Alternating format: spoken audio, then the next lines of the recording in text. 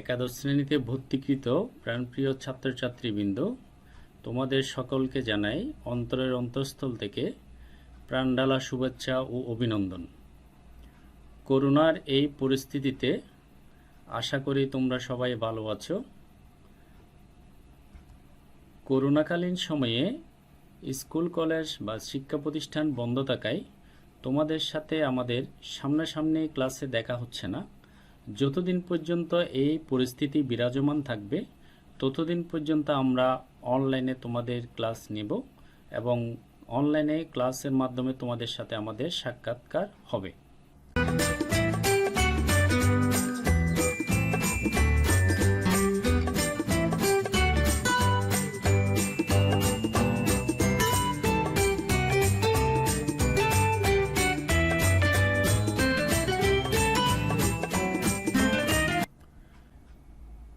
প্রথমেই আসবে আমাদের কলেজের পদার্থবিদ্যা বিভাগে কয়জন শিক্ষক মণ্ডলী আছে, বা আমার বিভাগে বা পদার্থবিদ্যা বিভাগে শিক্ষক মণ্ডলীদের নামটা আমি একটু করে জানিয়ে দিচ্ছি। 1 নম্বরে মনসুর আলম আমি, 2 নম্বর হচ্ছে মোহাম্মদ গোলাম রাব্বানি। গোলাম রাব্বানি স্যার তোমাদের প্রথম ক্লাসটা নিয়েছেন, কন্ট্যাক্ট করেছেন উনি ভেক্টর দিয়ে শুরু করেছিলেন।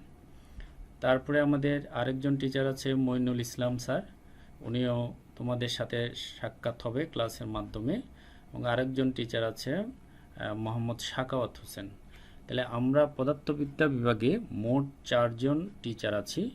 আমরা তোমাদেরকে ফিজিক্স পড়াবো। পর্যায়ক্রমে অনলাইন ক্লাসে তোমরা সবাইকে দেখতে পাবে। তারপরে অনেকেই ভর্তি হওয়ার পর থেকে যোগাযোগ করেছ ফোনের মাধ্যমে বিভিন্ন টিচারের কাছে যে তোমাদেরকে বুক লিস্টটা দেওয়া হয়নি। তো যেখানে সব কিছুতে পরিস্থিতি অস্বাভাবিক, সেই জন্য এগুলো আমরা ম্যানুয়ালটা তৈরি করে হয়তো তোমাদেরকে দিতে পারিনি। সেই হিসাবে আমি বইয়ের কথাও কিছু বলবো। বই ফিজিক্স ফার্স্ট পার্ট এবং সেকেন্ড পার্টের বই বাজারে অ্যাভেলেবেল আছে। প্রায় 10 থেকে 12 জন রাইটারের বই আছে। তো এখান থেকে সব রাইটারের বই ভালো। মোটামুটি আমি 2-1টা পাবলিকেশনের নাম এখানে বলবো যেগুলো সারা বাংলাদেশে সবচেয়ে বেশি চলে বা সবচেয়ে বেশি কলেজে এগুলো অংশগ্রহণ করে থাকে আর কি। তাহলে 1 নাম্বার লেকচার পাবলিকেশন। লেকচার পাবলিকেশনের physics first part second part 2টা বই আছে। যে কোনো মানে ফার্স্ট পার্ট সেকেন্ড পার্ট 2টাই আছে। আমরা ফার্স্ট ইয়ারে 2টাই পড়াবো, তাহলে 2টাই নিতে হবে। 2 নম্বরে অক্ষরপত্র প্রকাশনী। 3 নম্বর হাসান বুক হাউস। 4 নম্বর আইডিয়াল প্রকাশনী। মোটামুটি আমি অনেকগুলো বইয়ের মধ্যে থেকে 4টা বইয়ের নাম 4টা পাবলিকেশনের নাম দিলাম। তাহলে এই 4টা পাবলিকেশনের থেকে যে কোনো একটি বা 2টি, কমপক্ষে 2টি নিতে হবে, কারণ 2টি বই থাকলে ভালো। এখানে যে কোনো 2টি নিলেই হয়। তারপরে এর বাইরেও আরও অনেকগুলো বই আছে, ওখান থেকেও নিতে পারো, কিন্তু এই 4টা বই সবচেয়ে বেশি সারা বাংলাদেশের প্রত্যেক কলেজেই চলে।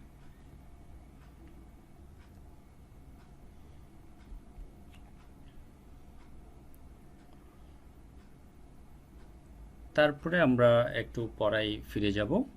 তোমাদের আগে প্রথম ক্লাস অর্থাৎ ফিজিক্সের প্রথম ক্লাস ভেক্টর গোলাম রাব্বানি স্যার শুরু করেছেন। সেখানে তোমাদের কিছু সংজ্ঞা এবং সামন্তিক সূত্রটা শেষ করেছেন।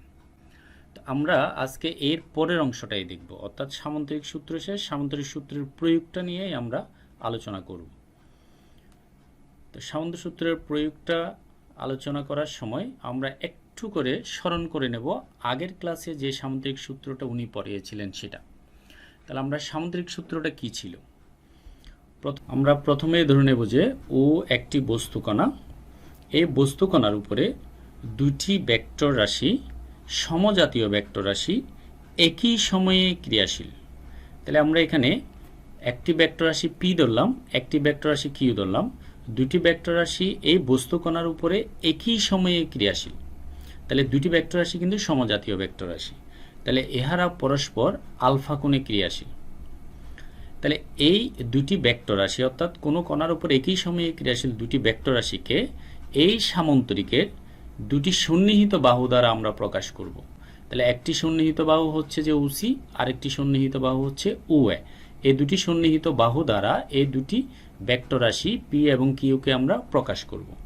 যদি আমরা প্রকাশ করি তখন এইভাবে আমরা প্রকাশ করতে পারি, অর্থাৎ উএ বরাবর পি ভেক্টর এবং উসি বরাবর কিউ ভেক্টর, এভাবে প্রকাশ করা হলো। তাহলে এহাদের মধ্যবর্তী কোণটা হবে আলফা। যদি আমরা এভাবে যদি সামুদ্রিকের দুটি সন্নিহিত বাহু দ্বারা যদি সমজাতীয় ভেক্টর রাশি দুটিকে প্রকাশ করি, তবে এই যে উবিন্দুগামী যে কর্ণ এখানে পাওয়া যাবে, সেই উবিন্দুগামী কর্ণটি ভেক্টর রাশি দুটির লব্ধিকে নির্দেশ করবে। সেটাই মূলত সামুদ্রিক সূত্র আমাদেরকেই বলে দেয় বা ইনফর্ম করে। তাহলে আরটা হচ্ছে যে এহাদের লব্ধি, অর্থাৎ পি ভেক্টর কিউ ভেক্টরের লব্ধি হচ্ছে আর। তাহলে পি ভেক্টর এবং কিউ ভেক্টর আলফা কোণে ক্রিয়াশীল। তাহলে এই লব্ধি ভেক্টরের মানটা কত হবে? তো লব্ধি ভেক্টরের মানটা আগের ক্লাসে তোমরা পেয়েছো নিশ্চয়ই। লব্ধি ভেক্টরের মানটা হচ্ছে আর ইকুয়াল টু √পি square plus Q square plus 2p Q cos alpha. এটা হচ্ছে লব্ধি ভেক্টরের মান। এবার আসো লব্ধি ভেক্টরের দিক। তো লব্ধি ভেক্টরের দিকটা যদি আমি বের করতে চাই, তাহলে আমি উভয় বাহুকে এডি পর্যন্ত বর্ধিত করব, তারপরে বি থেকে ডি এর উপর একটি লম্ব টানব, অর্থাৎ বিডি লম্ব টানব। লম্ব টানলে তাহলে আমরা একটা ত্রিভুজ পেয়ে যাব উ বি ডি। এই সমকোণী ত্রিভুজ থেকে আমরা লব্ধি ভেক্টরের দিকটা নির্ণয় করব। তো লব্ধি ভেক্টরের দিক যদি নির্ণয় করি, তাহলে আমরা ধরে নেব যে লব্ধি ভেক্টরটি পি এর সাথে টিটা কোণ উৎপন্ন করে। লব্ধি ভেক্টরটি পি এর সাথে টিটা কোণ উৎপন্ন করে। তাহলে এই টিটা এর মান যেটা হবে সেটাই হবে লব্ধি ভেক্টরের দিক। তাহলে আমরা ও বি ডি এই ত্রিভুজ হতে লিখতে পারবো লব্ধি ভেক্টরের দিক tan theta equal to Q sine alpha P plus Q cos alpha. অর্থাৎ এই সমীকরণটা মনে রাখবো এইভাবে, এখানে টিটা কোণটা সৃষ্টি হয়েছে পি এর সাথে, তাহলে যার সাথে টিটা কোণ সৃষ্টি হবে সেটা আলাদা থাকবে, আর কোণ সৃষ্টি হয় না কিউ এর সাথে, সেজন্য যার সাথে কোণ সৃষ্টি হয়নি সেটা উপরে থাকবে, নিচে থাকবে, আর উপরে সাইন আলফা, নিচে কস আলফা। তাহলে এগুলো কিন্তু তোমরা প্রথম ক্লাসে কিন্তু পড়েছো। তো প্রথম ক্লাসে পড়েছো যেহেতু আমরা এখানে সামুদ্রিক সূত্রের প্রয়োগ যেহেতু অ্যাপ্লাই করব বা প্রয়োগ যেহেতু আমরা এখানে দেখব, সেজন্য এই সূত্রটা আমার লাগবে, সেজন্য আমরা সূত্রটা আবার স্মরণ করে নিলাম। ঠিক আছে, তাহলে আমরা প্রয়োগের মধ্যে চলে যাই। তাহলে দেখো ভেক্টরের সামুদ্রিক সূত্রের প্রয়োগ কোথায় কোথায় প্রয়োগ হয়, আমরা দুই একটা এক্সাম্পল দেখি, তারপর আমরা আরো বিস্তারিত ফিরে যাব। তাহলে আমরা এখানে চিত্রের মধ্যে দেখতে পাচ্ছি একটি ধনুক, একটি তীর আছে। অর্থাৎ ধনুক থেকে যখন তীর ছোটা হয় তখন কিন্তু সামুদ্রিক সূত্রের অ্যাপ্লিকেশন হয়, এখানে অ্যাপ্লাই করা হয়। তাহলে কেমন? যেমন ধরো এখানে তীরটিকে যখন পিছনের দিকে এভাবে টানা হয় তারের সাথে আটকিয়ে, তখন দুই পাশে দুটি তার, একটা পি ভেক্টর একটা কিউ ভেক্টর হিসাবে কাজ করে। ঠিক এইভাবে একদিকে একটা পি ভেক্টর, অন্যদিকে একটা কিউ ভেক্টর, তাহলে দুই পাশে দুটি ভেক্টর কাজ করে। তাহলে এই বিন্দু থেকে কাজ করে, ক্রিয়া করে। তাহলে এই দুটি ভেক্টর অর্থাৎ পি এবং কিউকে, অর্থাৎ তার দুটিকে আমরা সন্নিহিত বাহু ধরে একটি সামুদ্রিক অঙ্কন করব। এইভাবে একটি সামুদ্রিক অঙ্কন করব। যদি সামুদ্রিক অঙ্কন করি তখন এই বিন্দুগামী কর্ণ যেটা হবে, এই কর্ণ বরাবর কিন্তু তীরটি যাবে, অর্থাৎ তীরটি ছোড়ার সময় লব্ধি ভেক্টর বরাবর গমন করবে। তাহলে এটা সামুদ্রিক সূত্রের একটা অ্যাপ্লিকেশন। ধনুক থেকে যখন তীর ছোটা হয় তখন কিন্তু এটা সামুদ্রিক সূত্রের অ্যাপ্লাই করে তীরটা ছোটা হয়। তারপরে দুই নম্বরে হচ্ছে পাখি ওড়া। আমরা এখানে দেখি পাখি ওড়ার সময় আমরা দেখি ডানা দুই পাশ থেকে ওঠানামা করে, তখন এইভাবে ডানা মেলে যখন একটি পাখি উঠতে থাকে তখন পাখিটা কিন্তু সামুদ্রিক সূত্র প্রয়োগ করেই কিন্তু উড়ে। অর্থাৎ সামুদ্রিক সূত্র প্রয়োগ করলে লব্ধি যেদিকে, পাখিটা ঠিক সেদিকেই গমন করে। তাহলে আমরা অনেক সময় দেখি পাখি ডানা দিয়ে উপরে নিচে ডানা মেলে, তখন এটা হয় উপরে উঠে, না হয় ডানে যায়, না হয় বামে যায়, এরকম। অর্থাৎ এখানে পাখার মাধ্যমে যে বলটা প্রয়োগ করে সেই বলের লব্ধি প্রতিক্রিয়া বল, অর্থাৎ বিপরীতমুখী বল বা প্রতিক্রিয়া বলের মাধ্যমে সেই উঠতে থাকে। যেমন আমরা নৌকা চালানোর সময় সেম, নৌকা চালানোর সময় যখন বৈঠা দিয়ে আমরা পানিকে পিছনের দিকে ঠেলে দিই তখন নৌকা সামনের দিকে যায়, তার মানে লব্ধি প্রতিক্রিয়ার জন্যই কিন্তু সামনের দিকে যায়। ঠিক সেম এখানে পাখির উড্ডয়নটা অবশ্যই সামুদ্রিক সূত্র অ্যাপ্লিকেশন। 3 নম্বর হচ্ছে যে এখানে একটা কাঠের টুকরা আছে, এটার সাথে একটা রাবার বাঁধা আছে, অর্থাৎ এটাকে আমরা গুলতি বলি, গুলতিয়ে বলে অথবা সিলকামড়া বলে, অনেক কিছুই বলে। এটা দিয়ে পাখি শিকার করা হয় বা যে কোনো জায়গায় টার্গেট করা হয়। এটাও কিন্তু মানে সামুদ্রিক সূত্রের অ্যাপ্লিকেশন। তারপরে ক্রেন দিয়ে ভারী কোনো বস্তু উপরে ওঠা বা নিচে নামা বা এক স্থান হতে অন্য স্থানে নিয়ে যাওয়া, এটাও কিন্তু সামুদ্রিক সূত্রের একটি অ্যাপ্লিকেশন। অর্থাৎ সামুদ্রিক সূত্রের মাধ্যমেই কিন্তু এই ভারী বস্তুগুলো ওঠা নামা বা এক স্থান থেকে অন্য স্থানে নেওয়া হয়। তারপরে নৌকা চালানো, নদীতে নৌকা চালানো, যখন নদীতে স্রোত থাকে তখন নৌকা চালানো হয়। তো নৌকা চালানোর সময় কিন্তু এখানে সামুদ্রিক সূত্রের অ্যাপ্লিকেশন করা হয়, মানে অ্যাপ্লাই করা হয়। তাহলে এটাও একটা সামুদ্রিক সূত্রের অ্যাপ্লিকেশন। তারপরে আমরা জানি বিভিন্ন জায়গায় আমরা ঘুড়ি আমরা নিজেরা উড়াই বা তোমরা উড়াও, ঘুড়ি যখন ওড়া হয় তাহলে ঘুড়ি ওড়ানোর সময়ও কিন্তু সামুদ্রিক সূত্র অ্যাপ্লিকেশন হয় অথবা অ্যাপ্লাই করা হয়। তাহলে আমরা কয়েকটা এখানে সামুদ্রিক সূত্রের অ্যাপ্লিকেশন আমরা দেখে নিলাম। এখান থেকে মূলত পরীক্ষায় বেশি আসে এই যে নৌকা, স্রোতযুক্ত নদীতে নৌকা চালানো, এই পার থেকে ও পারে যাওয়া বা এই ধরনের ব্যাপারগুলো নিয়ে পরীক্ষায় বেশি আসে। তা আমরা এই নৌকা সংক্রান্ত ম্যাথগুলো বা থিওরিগুলো একটু আলোচনা করব আজকে, যেহেতু আজকে প্রথম ক্লাস, আজকে ডিটেলস করব না, একটু আলোচনা করব। এরপরে কিন্তু আগামী ক্লাসে আরও ডিটেলস আসবে। তাহলে আমরা প্রথমে মনে করব যে এটা একটা নদী, আমরা এখানে ধরে নিচ্ছি এটা একটা নদী। তাহলে নদীর এই পারে একটা ঘাট এবং এখান থেকে অন্য পারে এটা আরেকটা ঘাট। তাহলে আমি ধরে নেব যে প্রথমে নদীতে স্রোত নেই, অর্থাৎ একেবারে নদীর পানি শান্ত, কোনো স্রোত নেই। যদি স্রোত না থাকে তখন একটি নৌকা ও বিন্দু হতে এ বিন্দুর দিকে যাবে। অর্থাৎ আমি নৌকাটিকে এভাবে দেখাই, মনে করলাম যে এটাই নৌকা। একটি নৌকা যদি ও বিন্দু থেকে এ বিন্দুর দিকে যেতে চায় তাহলে সে কিন্তু অনায়াসেই কিন্তু যেতে পারবে, কারণ নদীতে কোনো স্রোত নেই। তো নদীতে যদি স্রোত না থাকে তখন নৌকাটি সোজা ও বিন্দু থেকে এ বিন্দুতে এভাবেই যাবে, এভাবে অবশ্যই যেতে পারবে। যেহেতু পানি স্থির তাহলে এখানে কোনো বাধা থাকবে না, তাহলে নৌকাটি অবশ্যই ও বিন্দু থেকে এ বিন্দুর দিকে এভাবে অবশ্যই যেতে পারবে। কিন্তু যদি নদীতে স্রোত থাকে, যেমন ধরো আমরা এখানে দেখাচ্ছি স্রোত আছে ডান দিকে, অর্থাৎ যদি নদীতে এভাবে যদি স্রোত থাকে, স্রোতের বেগ যদি ডান দিকে হয় তাহলে আমরা স্রোতের বেগটা এভাবে দেখাবো, স্রোতের বেগ তীর বরাবর ডান দিকে। যদি স্রোতের বেগ যদি এভাবে থাকে বা ডান দিকে যদি স্রোত থাকে তখন নৌকাটি ও বিন্দু থেকে এ বিন্দুর দিকে যাত্রা শুরু করলেও কিন্তু ও বিন্দু থেকে সোজা এ বিন্দুতে গিয়ে পৌঁছতে পারবে না, কারণ নৌকাটি যখন ও বিন্দু থেকে এ বিন্দুর দিকে যেতে চাইবে তখন পানির স্রোত এই নৌকাটিকে ধাক্কা দেবে। নৌকাটিকে ধাক্কা দিলে সে আর এ বিন্দুতে পৌঁছাতে পারবে না, সে এ বিন্দু থেকে ডানে গিয়ে কোনো এক জায়গায় পৌঁছাবে। তখন হয়তো ঘটনাটা এভাবে ঘটতে পারে, হয়তো তখন এ বিন্দুতে না পৌঁছিয়ে সেই বি বিন্দুতে পৌঁছাবে। ঠিক এইভাবেই মানে এখান থেকে এ বিন্দুর দিকে যাত্রা শুরু করবে, কিন্তু স্রোতের বেগের কারণে নৌকাটি এ বিন্দুতে না পৌঁছে কোথায় পৌঁছবে, বি বিন্দুতে পৌঁছবে। অর্থাৎ স্রোত থাকলে স্রোতের ধাক্কার জন্য বা স্রোতের বেগের জন্য নৌকাটি একটু স্রোত যেদিকে তার ডান দিকে গিয়ে কোনো একটা জায়গায় পৌঁছাবে।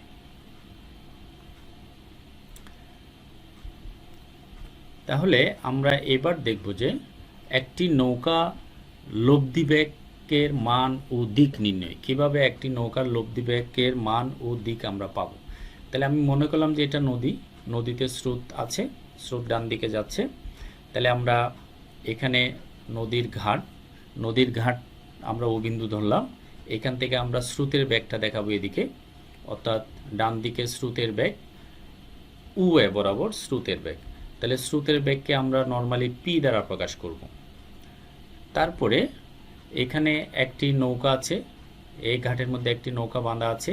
এই নৌকাটি উবি বরাবর সে যাত্রা শুরু করবে, অর্থাৎ নৌকার বেগ হচ্ছে যে কিউ, নৌকার বেগ কিউ, নৌকাটি উবি বরাবর যাত্রা শুরু করবে। যেহেতু এখানে স্রোত আছে তাহলে সেই উবি বরাবর যাত্রা শুরু করলেও সেই বি বিন্দুতে গিয়ে কিন্তু পৌঁছতে পারবে না, তো বি বিন্দুতে পৌঁছতে না পারলে কোথায় পৌঁছবে? সে ডান দিকে কোনো এক জায়গায় পৌঁছবে। তাহলে কোনো এক জায়গায় পৌঁছবে, ঠিক আছে, কিন্তু কোন জায়গায় পৌঁছবে, কোন জায়গায় পৌঁছবে সেটা কিন্তু আমরা সামন্ত্রিক সূত্রের সাহায্যে আমরা এটা বের করতে পারবো। তখন আমরা কি করব, এখানে পি ভেক্টর অর্থাৎ একটা পি স্রোতের বেগ আর এখানে নৌকার বেগ কিউ, এই দুটি বেগকে সন্নিহিত বাহু ধরে একটি সামন্তরিক অঙ্কন করব। দুটি বেগকে সন্নিহিত বাহু ধরে একটি সামন্তরিক অঙ্কন করব। এই সামন্তরিকটির কর্ণ যেটা পাওয়া যাবে অর্থাৎ উবিন্দুগামী যে কর্ণটি পাওয়া যাবে সেই কর্ণ যেদিকে যাবে সেদিকেই নৌকাটি গিয়ে অপর পারে পৌঁছাবে। তার মানে আমরা যদি একটি কর্ণ যদি আঁকি তাহলে কর্ণটি এভাবেই পাওয়া যায়। কর্ণটিকে বর্ধিত করলে এখানে সি বিন্দুতে গিয়ে পৌঁছে। তাহলে এই নৌকাটি যখন উবি বরাবর যাত্রা শুরু করবে, উবি বরাবর যখন যাত্রা শুরু করবে, এই স্রোতের বেগের কারণে নৌকাটি বি বিন্দুতে না পৌঁছে এই লব্ধি বরাবর অর্থাৎ কর্ণ বরাবর গিয়ে সি বিন্দুতে পৌঁছাবে। ঠিক এইভাবে,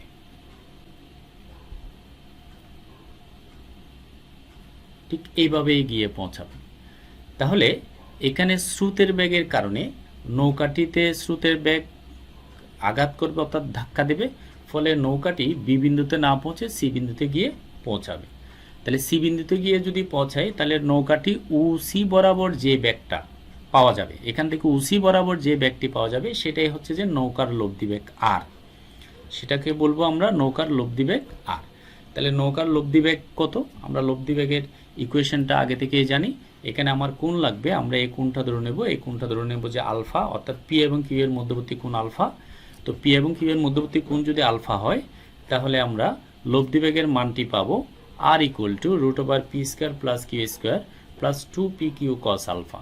এটা হচ্ছে যে নৌকার লব্ধি বেগের মান। তাহলে এবার নৌকাটির লব্ধি বেগের দিকটা কোন দিকে? তাহলে দিকটা আমরা জানি, দিক বের করতে গেলে আমার টিটা লাগবে, অর্থাৎ লব্ধিটি পি এর সাথে অর্থাৎ ভূমির সাথে বা তীরের সাথে টিটা কোণ উৎপন্ন করে। আমরা এখানে টিটা কোণ ধরে নেব।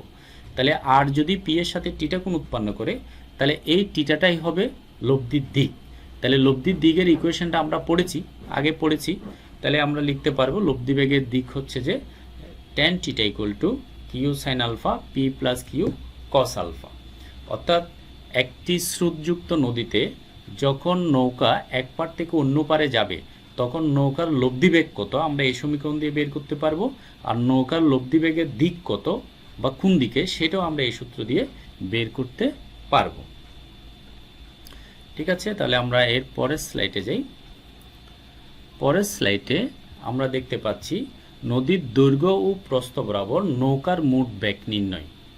অর্থাৎ একটি নদীতে যখন স্রোত থাকবে, আমরা এখানে স্রোত দেখাচ্ছি, স্রোত আছে, তাহলে স্রোতের বেগ সবসময় তীরের সমান্তরালে হয়। তাহলে তীরের সমান্তরালে হচ্ছে স্রোতের বেগ, আর নৌকার বেগ হবে একটা নির্দিষ্ট কোণে বা আলফা কোণে। আমরা এখানে আলফা কোণের নৌকার বেগটি দেখাবো, এই যে আলফা কোণের নৌকার বেগটি দেখাবো। তা আলফা এর মান বড় হতে পারে, ছোট হতে পারে। যদি আলফা এর মান আরও বড় হয় তাহলে নৌকার বেগ আরও এদিকে হতে পারে। তাহলে এই নৌকার বেগ এবং লব্ধি বেগ, নৌকার বেগ এবং স্রোতের বেগ, এই দুটি বেগের সমন্বয়ে আমরা নদীর দৈর্ঘ্য বরাবর এবং প্রস্থ বরাবর মোট বেগ নির্ণয় করতে পারব। যেহেতু এখানে 2 ডাইমেনশনাল এর বিষয়, একটা নদীর দৈর্ঘ্য বরাবর একটি নদীর প্রস্থ বরাবর, তাহলে স্রোতের বেগেরও দুটি উপাংশ থাকবে, নৌকার বেগেরও দুটি উপাংশ থাকবে। তাহলে একটা নদীর দৈর্ঘ্য বরাবর হবে, একটা নদীর প্রস্থ বরাবর হবে। তাহলে আমরা প্রথমে স্রোতের বেগ পি এর দুটি উপাংশ বের করব, একটা নদীর দৈর্ঘ্য বরাবর, একটি নদীর প্রস্থ বরাবর। সেই জন্য আমরা স্রোতের বেগকে এই পাশে নিয়ে আসি, স্রোতের বেগকে আমরা এভাবে এই পাশে নিয়ে আসি, এই স্রোতের বেগকে আমরা এদিকে নিয়ে আসলাম। স্রোতের বেগ হচ্ছে যে পি। তাহলে স্রোতের বেগ পি হলে এই স্রোতের বেগের দুটি উপাংশ থাকবে, একটা হচ্ছে যে স্রোতের বেগ যেদিকে সেদিকে, অর্থাৎ একটা উপাংশ হবে স্রোতের বেগের যেদিকে সেদিকের উপাংশ। তার মানে স্রোতের বেগ যেদিকে তার সমান্তরালে আর একটা উপাংশ হবে, তাহলে সেই উপাংশ এবং স্রোতের বেগের মধ্যবর্তী কোণ হবে 0। তাহলে 0 হলে আমরা লিখতে পারবো এভাবে, নদীর দৈর্ঘ্য বরাবর স্রোতের বেগের উপাংশ পি কস 0। যেহেতু স্রোতের বেগের উপাংশ তাহলে স্রোতের বেগ হবে পি, আর কসের সাথে টিটা হবে 0, কারণ দৈর্ঘ্য যেদিকে স্রোতের বেগও সেদিকে, সেই জন্য এদের মধ্যবর্তী কোণ 0, সেজন্য cos 0। তাহলে cos 0 সমান 1। তাহলে আমরা এই উপাংশের মান পাবো শুধু পি। তাহলে এইটা পেলাম যে নদীর দৈর্ঘ্য বরাবর স্রোতের বেগের উপাংশ। এবার হচ্ছে নদীর প্রস্থ বরাবর স্রোতের বেগের উপাংশ। তাহলে প্রস্থ সোজা অপর পারের দিকে, তাহলে প্রস্থ বরাবর এই এই প্রস্থ বরাবর উপাংশটা কি হবে? তাহলে প্রস্থ বরাবর উপাংশ হলে এখানে মধ্যবর্তী কোণ হবে 90, স্রোতের বেগ এদিকে, প্রস্থ বরাবর উপাংশ উপরের দিকে, তাহলে এদের মধ্যবর্তী কোণ 90। তাহলে আমরা এখান থেকে পাবো নদীর প্রস্থ বরাবর স্রোতের বেগের উপাংশ ইকুয়াল টু পি, যেহেতু স্রোতের বেগের উপাংশ তাহলে পি, আর কসের সাথে কোণ হবে 90, যেহেতু এখানে কোণটা 90, তাহলে কোণ 90 হলে cos 90 সমান 0, তাহলে প্রস্থ বরাবর উপাংশটা পাবো 0। তাহলে আমরা স্রোতের বেগের দুটি উপাংশ পেয়ে গেছি, একটা হচ্ছে নদীর দৈর্ঘ্য বরাবর উপাংশ পি, আর একটা হচ্ছে নদীর প্রস্থ বরাবর উপাংশ হচ্ছে 0। ঠিক একইভাবে আমরা নৌকার বেগের দুটি উপাংশ বের করব, একটা নদীর দৈর্ঘ্য বরাবর, একটা নদীর প্রস্থ বরাবর। তাহলে আমরা এটাকে এদিকে নিয়ে আসব, আমরা এইভাবে নিয়ে আসবো এদিকে। তাহলে নৌকার বেগের সাথে আমার কোণটাও লাগবে, সেই জন্য আমরা এই কোণটাও নিয়ে আসবো। তাহলে আমরা এই নৌকার বেগ যেটা আছে, নৌকার বেগের দুটি উপাংশ বের করব, একটা হবে নদীর দৈর্ঘ্য বরাবর এইদিকে, আর একটা হবে নদীর প্রস্থ বরাবর সোজা অপর পারের দিকে। তাহলে নদীর দৈর্ঘ্য বরাবর উপাংশ, প্রথমে নদীর দৈর্ঘ্য বরাবর উপাংশ হবে এটা। তাহলে এটা যদি হয় তাহলে দৈর্ঘ্যের সাথে এই নৌকার বেগের কোণ হচ্ছে যে আলফা, আর নৌকার বেগ হচ্ছে কিউ। তাহলে আমরা দৈর্ঘ্য বরাবর নৌকার বেগের উপাংশটা পাবো কিউ কস আলফা, অর্থাৎ নৌকার বেগের উপাংশ অর্থাৎ কিউ এর উপাংশ, তাহলে কিউ হবে, আর দৈর্ঘ্য বরাবর মধ্যবর্তী কোণ আলফা, সেজন্য কস আলফা হবে। তাহলে নদীর দৈর্ঘ্য বরাবর নৌকার বেগের উপাংশ হবে কিউ কস আলফা। এবার আসুন নদীর প্রস্থ বরাবর উপাংশ, নদীর প্রস্থ বরাবর উপাংশ হবে উপরের দিকে, তাহলে সোজা অপর পারের দিকে। যদি সোজা অপর পারের দিকে হয় তাহলে আমরা এখানে পাবো নদীর প্রস্থ বরাবর উপাংশ এটা। তো নদীর প্রস্থ বরাবর উপাংশ এটা হলে আমার কোণ লাগবে এটা, এই কোণটা। তাহলে এই কোণটা হবে 90 মাইনাস আলফা, কারণ সম্পূর্ণটাই হচ্ছে যে 90। তাহলে 90 থেকে যদি আমি আলফা বাদ দিই তাহলে এই কোণটাই পাবো, তাহলে এই কোণটাই আমার লাগবে, তাহলে 90 মাইনাস আলফা। সেই জন্য আমরা প্রস্থ বরাবর উপাংশ পাবো, প্রস্থ বরাবর নৌকার বেগের উপাংশ পাবো কিউ কস 90 মাইনাস আলফা। তাহলে 90 মাইনাস আলফা মানে শুধু এই কোণটাই, এই যে এই কোণটাই হচ্ছে 90 মাইনাস আলফা, সেই জন্য কস 90 মাইনাস আলফা। তাহলে আমরা cos 90 মাইনাস আলফা হলে এখানে কোয়াড্রেন্টের নিয়ম অনুসারে পাবো সাইন আলফা। তাহলে আমি দুইটি উপাংশ পেয়ে গেলাম। তাহলে এখানে স্রোতের বেগেরও দুটি উপাংশ পেলাম, নৌকার বেগেরও দুটি উপাংশ পেলাম। আবার দেখো, স্রোতের বেগের দৈর্ঘ্য বরাবর উপাংশ পি, স্রোতের বেগের প্রস্থ বরাবর উপাংশ 0, আর এখানে নৌকার বেগের দৈর্ঘ্য বরাবর উপাংশ হচ্ছে যে কিউ কস আলফা, আর প্রস্থ বরাবর উপাংশ হচ্ছে কিউ সাইন আলফা। এখন আমরা কি করব, এখানে দৈর্ঘ্য বরাবর মোট উপাংশ কত, দৈর্ঘ্য বরাবর মোট উপাংশ। তাহলে দৈর্ঘ্য বরাবর একটা উপাংশ পি, আর দৈর্ঘ্য বরাবর আরেকটা উপাংশ হচ্ছে যে কিউ কস আলফা। তাহলে দৈর্ঘ্য বরাবর মোট উপাংশ বা দৈর্ঘ্য বরাবর মোট বেগ, তাহলে নদীর দৈর্ঘ্য বরাবর মোট বেগ হবে এখানে স্রোতের বেগের উপাংশ দৈর্ঘ্য বরাবর যোগ এখানে নৌকার বেগের উপাংশ দৈর্ঘ্য বরাবর। তাহলে এই দুটাকে আমরা যোগ করে দেব, অর্থাৎ দৈর্ঘ্য বরাবর এখানে একটা উপাংশ আছে, দৈর্ঘ্য বরাবর এখানে একটা উপাংশ আছে। তাহলে দৈর্ঘ্য বরাবর যে দুটো উপাংশ আছে এই দুটো উপাংশকে আমি একসাথে যোগ করে দেব। তাহলে দুটিকে একসাথে যোগ করে দিলে এই যে P plus Q cos alpha, তাহলে নদীর দৈর্ঘ্য বরাবর মোট বেগ হবে P plus Q cos alpha. এবার আসো নদীর প্রস্থ বরাবর মোট বেগ। তাহলে নদীর প্রস্থ বরাবর যদি মোট বেগ হয় তাহলে এখানে 0, এখানে 0, তাহলে এখানে কিউ সাইন আলফা। তাহলে শুধুমাত্র প্রস্থ বরাবর উপাংশ পাওয়া যাবে Q sine alpha, Q sine alpha. তাহলে এটা প্রস্থ বরাবর, এটা দৈর্ঘ্য বরাবর। তাহলে আমরা টোটাল একটি নৌকা যখন স্রোতযুক্ত নদীতে চলতে থাকে তখন ওই নৌকার মধ্যে নদীর দৈর্ঘ্য বরাবর মোট বেগ হবে এটা, নদীর প্রস্থ বরাবর মোট বেগ হবে এটা। তাহলে এটা আমাদের জানতে হবে, কারণ এগুলো ম্যাথ করার সময় আমার লাগবে। তাহলে আমাদের থিওরি আমরা দুইটা জিনিসই বললাম, আগে স্লাইডে পড়েছি নদীর নৌকার লব্ধি বেগের মান ও দিক, আর এখানে হচ্ছে নদীর দৈর্ঘ্য বরাবর মোট বেগ, নদীর প্রস্থ বরাবর মোট বেগ। তাহলে এই থিওরিগুলোর উপর ডিপেন্ড করে আমরা কিছু ম্যাথ করব।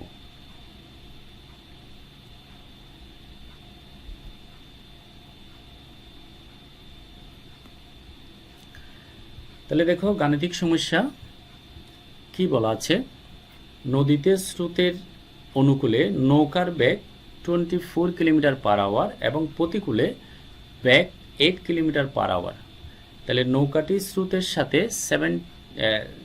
75 ডিগ্রি কোণে চালালে এর লব্ধি বেগ ও দিক নির্ণয় করো।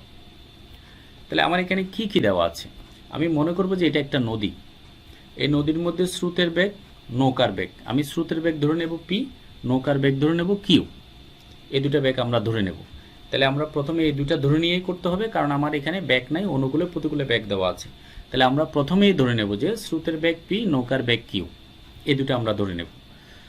ধরে নেওয়ার পরে আমাদের যেহেতু বলা আছে অনুকূলের বেগ হচ্ছে 24, প্রতিকূলের বেগ হচ্ছে যে 8 কিলোমিটার পার আওয়ার। তাহলে এই অনুকূলের প্রতিকূলের ম্যাথগুলো তোমরা অবশ্যই স্কুলে করে আসছো, আমরা সেই হিসাবেই লিখব। অনুকূলের ক্ষেত্রে আমরা লিখব নৌকার বেগ যোগ স্রোতের বেগ, নৌকার বেগ যোগ স্রোতের বেগ ইকুয়াল টু 24। এই যে অনুকূলে বেগ এখানে দেওয়া আছে 24 কিলোমিটার পার আওয়ার, তাহলে এটা অনুকূলে। আবার প্রতিকূলে দেওয়া আছে 8 কিলোমিটার পার আওয়ার, তাহলে স্রোতের প্রতিকূলে কিউ মাইনাস, অর্থাৎ স্রোতের বেগ মাইনাস নৌকার বেগ ইকুয়াল টু 8। তো এই ধরনের ম্যাথগুলো তোমরা এসএসসিতে করে আসছো। এখন এই ধরনের ম্যাথগুলো করার পরে আমরা এখানে অনুকূলে বেগ পেলাম, প্রতিকূলে বেগ পেলাম। এখন এখানে দুটি ইকুয়েশন, এই দুটি ইকুয়েশন একটা একটার সাথে যোগ করব। একটা একটার সাথে যদি যোগ করি তাহলে এখানে দেখো পি পি কাটা যাবে, পি পি কাটা গেলে এখানে 2 কিউ হবে, 2 কিউ হলে এটা যোগ করলে 32 হবে, অর্থাৎ কিউ ইকুয়াল টু পাবো আমরা এখান থেকে 16, কিউ ইকুয়াল টু পাবো আমরা 16 কিলোমিটার পার আওয়ার। তাহলে এই কিউ এর মানটা যদি আমরা যে কোনো একটার মধ্যে যদি বসাই দিই তাহলে আমরা এখানে 8 পাবো, অর্থাৎ পি এর মান পাবো 8 কিলোমিটার পার আওয়ার। তো তোমরা এগুলো স্কুলে করে আসলে সেজন্য আমি ডিটেলস করি নাই, এখানে মুখোমুখি করে ফেলা যাচ্ছে এটা। সেজন্য আমরা এখান থেকে পেলাম এই যে স্রোতের বেগ, যেটা স্রোতের বেগ পেলাম 8 কিলোমিটার পার আওয়ার, আর নৌকার বেগ পেলাম 16 কিলোমিটার পার আওয়ার। তাহলে আমাদেরকে বলে দেওয়া আছে নৌকাটি স্রোতের সাথে 75 ডিগ্রি কোণে চালালে, তাহলে 75 ডিগ্রি কোণে নৌকাটি চালায়। তাহলে আমি চিত্রের মধ্যে এই কোণটা পাবো 75 ডিগ্রি, কারণ আমার প্রশ্নে দেওয়া আছে 75 ডিগ্রি কোণে নৌকাটি চালায়। তাহলে এটা 75 এই কোণটা। তো এই কোণটা যদি 75 হয় তাহলে আমার সব কিছুই দেওয়া আছে। এখানে পি, পি এর মান আমরা বের করেছি, কিউ এর মান আমরা বের করেছি, আলফা এর মান দেওয়া আছে। তাহলে নৌকাটি যদি এভাবে যদি চলে, এদিকে যদি যায়, তাহলে এটা স্রোতের কারণে নৌকাটির লব্ধি হবে ঠিক এই দিক দিয়ে যাবে, অর্থাৎ লব্ধিটি এই বরাবরই হবে, অর্থাৎ এই দুটি বাহুকে সন্নিহিত বাহু ধরলে একটি সামুদ্রিক পাওয়া যাবে, তাহলে এই কর্ণ বরাবরই হবে লব্ধি। তাহলে আমার কি কি দেওয়া আছে আমরা সেটা লিখে নিই। Alpha equal to 75, R equal to what, theta equal to what. তাহলে আমরা চিত্রের মধ্যে দেখাচ্ছি এই যে লব্ধিটা এই বরাবরই হবে। তাহলে আমরা লব্ধি ভেক্টরের যে ইকুয়েশন আছে, মান আছে, মানের জন্য যে ইকুয়েশন আছে সেটা আমরা জানি। লব্ধি vector R equal to root over P square plus Q square plus 2 P Q cos alpha. তাহলে এখানে আমরা মানগুলো বসাই দেবো, কারণ আমি পি এর মান আমাদের জানা আছে, কিউ এর মান আমাদের জানা আছে, আলফা এর মান আমরা এখানে বের করেছি, আলফা এর মান দেওয়াই আছে। তাহলে এই মানগুলো যদি আমরা বসাই দিই, বসানো ক্যালকুলেশনের মধ্যে ক্যালকুলেটরের মাধ্যমে ক্যালকুলেশন করলে আমরা পাবো 19.61 কিলোমিটার পার আওয়ার। তাহলে এটা হচ্ছে যে আমাদের লব্ধি বেগের মান। ঠিক একইভাবে লব্ধি বেগের দিক যদি আমি নির্ণয় করতে চাই, তাহলে আমরা জানি বা আমরা থিওরিতে পড়ে আসছি, সেটা হচ্ছে যে এখানে যে লব্ধি আছে, লব্ধি ভূমির সাথে যে কোণ উৎপন্ন করে, অর্থাৎ পি এর সাথে যে কোণ উৎপন্ন করে সেটাই হচ্ছে যে তার দিক। তাহলে এখান থেকে আমরা টিটা এর মানটাই বের করব। তো টিটা এর মান যদি বের করতে চাই তাহলে ট্যান টিটা ইকুয়াল টু আমাদের জানা আছে, tan theta equal to Q sine alpha P plus Q cos alpha. অর্থাৎ এখানে পিটা হচ্ছে যে যার সাথে কোণ সৃষ্টি হয়েছে সেটা আলাদা, আর যার সাথে কোণ সৃষ্টি হয়নি সেটা সাইনের সাথেও আছে, কসের সাথেও আছে। তাহলে এখানে আমরা মানগুলো বসাই দেবো, মানগুলো বসাই দিলে ট্যান টিটা ইকুয়াল টু এটা পাবো, আর টিটা ইকুয়াল টু পাবো এটা 51.85 ডিগ্রিজ। তাহলে এটা আমরা ক্যালকুলেশন করলেই পাই, ক্যালকুলেটরের মাধ্যমে ক্যালকুলেশন করলে এটাই পাই। তাহলে এটা নৌকার লব্ধি বেগের মান হবে 19.61 কিলোমিটার পার আওয়ার, আর লব্ধি বেগের দিক হবে 51.85 ডিগ্রিজ। তাহলে এটা গেল একটা ম্যাথ। তাহলে এরপরে আমরা আরেকটা ম্যাথ দেখে আসি।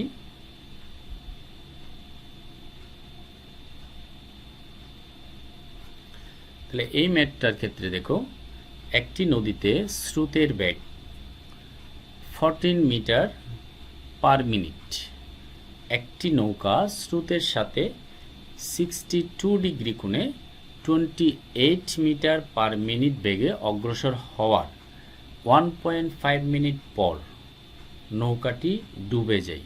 দুর্ঘটনাবশত হয়তো ডুবে যায়।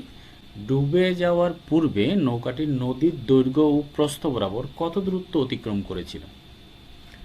তাহলে দেখো এখানে নদীতে স্রোতের বেগ দেওয়া আছে, নৌকার বেগও দেওয়া আছে। স্রোতের বেগ, নৌকার বেগ দেওয়া আছে। তাহলে স্রোতের বেগ আমরা পি ধরেছি, তাহলে পি এর মান দেওয়া আছে এই যে 14 মিটার পার মিনিট, আর কিউ হচ্ছে যে নৌকার বেগ, তাহলে নৌকার বেগ দেওয়া আছে 28 মিটার পার মিনিট।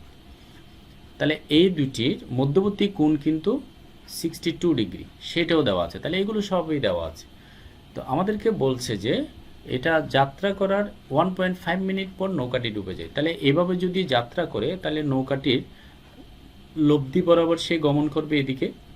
তাহলে আমরা এভাবেই দেখাই, লব্ধি বরাবর সেই এভাবে গমন করবে, এভাবে গমন করে অর্থাৎ বি বিন্দুতে পৌঁছার পর সে ডুবে যায়। আমরা ধরে নিচ্ছি ও বিন্দু থেকে যাত্রা শুরু করে যাওয়ার সময় বি বিন্দুতে যাওয়ার পর সে ডুবে যায়। তাহলে বি বিন্দুতে যেতে তার সময় লাগবে টি, তার মানে টি ইকুয়াল টু কত? 1.5 মিনিটস। তাহলে 1.5 মিনিট সময় লাগবে বি বিন্দুতে। তাহলে বি বিন্দুতে যাওয়ার পর সে ডুবে যায়। ডুবে যাওয়ার পর আমাদেরকে প্রশ্নে বলা হচ্ছে ডুবে যাওয়ার পূর্বে সে নদীর দৈর্ঘ্য বরাবর কত দূরত্ব অতিক্রম করেছে, প্রস্থ বরাবর কত দূরত্ব অতিক্রম করেছে। তাহলে নদীর প্রস্থ হচ্ছে যেটা, তাহলে প্রস্থ বরাবর কত দূরত্ব অতিক্রম করেছে, মানে এই দূরত্বটা আমাদেরকে বের করতে বলা হয়েছে, নদীর প্রস্থ বরাবর দূরত্ব। আর দৈর্ঘ্য বরাবর দূরত্ব বলতে এই দূরত্বটা আমাদেরকে বের করতে বলা হয়েছে। তাহলে আমরা চিত্রের মধ্যে এই জিনিসটা এভাবে দেখাতে পারি, অর্থাৎ এই দৈর্ঘ্যটা এক্স, দৈর্ঘ্য বরাবর দূরত্ব এক্স, অর্থাৎ সেই ও বিন্দু থেকে যাত্রা শুরু করেছে, বি বিন্দুতে গিয়ে ডুবে গেল। তো বি বিন্দুতে ডুবে যাওয়ার অর্থই হলো এখানে সি বিন্দু পর্যন্ত সে অতিক্রম করেছে। তাহলে ও সি দূরত্বটা আমাদেরকে বের করতে বলছে এক্স। ঠিক একইভাবে প্রস্থ বরাবর দূরত্ব বলতে এটাকে বোঝানো হচ্ছে, অর্থাৎ বি থেকে সি পর্যন্ত দূরত্ব যেটা আছে সেটাকে প্রস্থ বরাবর দূরত্ব বলা হচ্ছে ওয়াই। তাহলে আমরা দৈর্ঘ্য বরাবর দূরত্ব বের করতে পারবো, প্রস্থ বরাবর দূরত্ব বের করতে পারবো। কারণ আমাদের জানা আছে, আমরা আগে থিওরিতে পড়েছি দৈর্ঘ্য বরাবর বেগ কত, প্রস্থ বরাবর বেগ কত, আবার সময়ও দেওয়া আছে। তাহলে আমরা এস ইকুয়াল টু ভিটি, সমবেগের যে সূত্র আছে সেটা দিয়ে আমরা এখানে ব্যবহার করতে পারি। তো স্বাভাবিকভাবে মনে প্রশ্ন জাগতে পারে এখানে সমবেগ কেন? কারণ আমরা ম্যাথের নৌকার ম্যাথগুলো ক্যালকুলেশন করার সময় আমাদের সুবিধার্থে ব্যাগটাকে আমার সমবেগেই ধরে করতে হয়, মানে সব ক্ষেত্রেই সমবেগ ধরেই করতে হয়। তাহলে এখানে সমবেগের সূত্রটা অ্যাপ্লাই করা হবে, অর্থাৎ দৈর্ঘ্য বরাবর দূরত্ব নির্ণয় করতে গেলেও এস ইকুয়াল টু বিটি, আর প্রস্থ বরাবর দূরত্ব নির্ণয় করতে গেলেও এস ইকুয়াল টু বিটি, এই সূত্রটা আমরা এখানে অ্যাপ্লাই করব। তাহলে চলো আমরা সমাধানটা করি। তাহলে আমার কি কি দেওয়া আছে? স্রোতের বেগ দেওয়া আছে P equal to 14 metre per minute, নৌকার বেগ দেওয়া আছে Q equal to 28 metre per minute, মধ্যবর্তী কোণ আলফা ইকুয়াল টু দেওয়া আছে 62 ডিগ্রিজ। তাহলে আমরা এবার লিখব দৈর্ঘ্য বরাবর অতিক্রান্ত দূরত্ব এক্স ইকুয়াল টু, অর্থাৎ এক্স মানে এস ইকুয়াল টু বিটি। তাহলে ভি মানে দৈর্ঘ্য বরাবর বেগ আমরা পড়েছি কিছুক্ষণ আগে, P plus Q cos alpha বেগ ইন্টু টি, টি তো দেওয়াই আছে এখানে। তাহলে এখানে আমরা পি এর মান, কিউ এর মান, আলফা এর মান সবগুলোই দেওয়া আছে, পিও দেওয়া আছে, কিউ দেওয়া আছে, আলফাও দেওয়া আছে, এবং টি এর মানও দেওয়া আছে। এই যে টি এর মান এখানে দেওয়া আছে 1.5 মিনিট। তাহলে এগুলো যদি বসাই দিই তাহলে আমি এক্স এর মান পেয়ে যাব। তাহলে এইভাবে যদি বসাই ক্যালকুলেশন করলে এক্স এর মান পাবো 40.672 মিটার, এত মিটার, অর্থাৎ সে দৈর্ঘ্য বরাবর এত মিটার দূরত্ব অতিক্রম করবে। ঠিক একইভাবে প্রস্থ বরাবর অতিক্রান্ত দূরত্ব Y equal to Q sine alpha. Q sine alpha মানে হচ্ছে যে প্রস্থ বরাবর বেগ, আর টি হচ্ছে যে সময়। তাহলে বেগ ইন্টু সময়। তাহলে এখানে কিউ এর মান, আলফা এর মান, টি এর মান, আমরা এই মানগুলো বসাই দেব।